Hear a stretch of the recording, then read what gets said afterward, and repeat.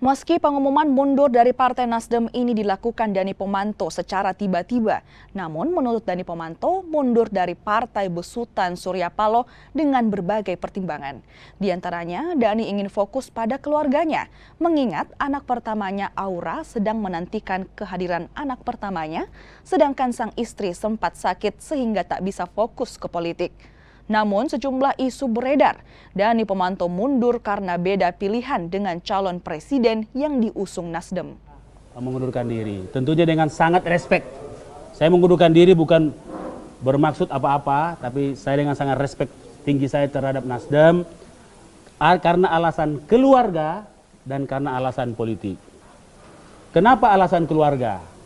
Pertama, kebetulan Aura itu lagi mau menjelang melahirkan, pasti tidak maksimal. Pada saat kemarin menjelang lebaran haji, istri saya kena sakit. Nah, akhirnya kita mengevaluasi.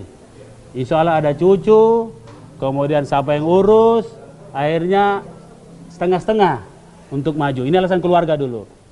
Karena setengah-setengah untuk maju, kebetulan sekarang ini masa orang bisa tukar-tukar atau mundur dari tanggal 26 sampai tanggal 9 Juli.